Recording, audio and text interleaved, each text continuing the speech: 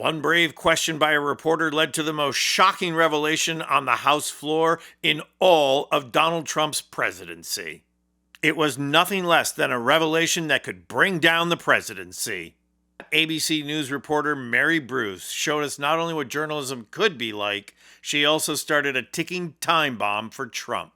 And Your Royal Highness, the U.S. intelligence concluded that you orchestrated the brutal murder of a journalist. 9/11 families are furious that you are here in the Oval Office. Why should Americans trust you? Because if Trump thinks he disposed of Bruce quickly with his heavy-handed threats, then he's got another thing coming.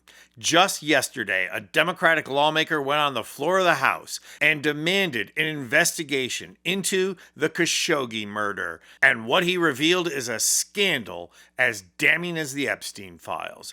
I'm going to show that floor speech because it's not only a bombshell, it's a lesson in how to bring down the powerful.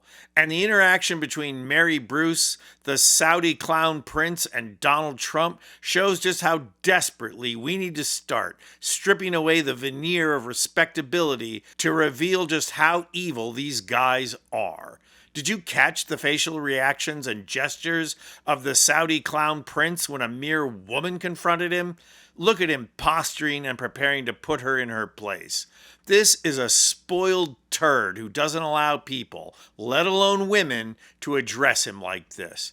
This is a guy who cracks down on civil rights activists, throwing people in jail for posting criticism on the internet. He's also the same guy who rounded up over 100 people who could be considered political rivals and had them locked up in a hotel for weeks so they could be threatened and beaten. The New York Times reported that 17 people needed to be hospitalized and one of them died as a result of that roundup. This is the guy that Trump, in his best imitation of a gangster yet, described as a respectable guy here. And this is a guy who engages in proxy wars all over the Middle East. And yet Trump is agreeing to sell him dozens of F-35 fighter planes and 100 tanks. Tanks? Why does Saudi Arabia need tanks? Who is going to invade Saudi Arabia that they need 100 tanks? Senator Jeanne Shaheen, ranking member of the Senate Foreign Relations Committee, released a statement that was both a warning and a threat. She warned against deals involving our most advanced technological chips because we cannot risk compromising our technological advantage and economic prospects. And she also threatened Trump and the clown prince by stating that any promise made by the president for mutual defense is not legally binding and can be easily reversed by a future administration. But Shaheen's threat was nothing compared to what Eugene Vindman said on the House floor. He called out both Trump and the murdering prince and revealed that there is secret evidence that could bring them both down. Watch this. Mr. Speaker, given the President's disturbing and counterfactual defense of Saudi Crown Prince Mohammed bin Salman today, I feel compelled to speak up on behalf of Mr. Khashoggi and his family and the American people. During my tenure on Trump's White House National Security Council staff, I reviewed many of Trump's calls with foreign leaders. Of all the calls I reviewed, 2 stood out as the most problematic. The first we all know, it was between President Trump and President Zelensky, which resulted in President Trump's first impeachment.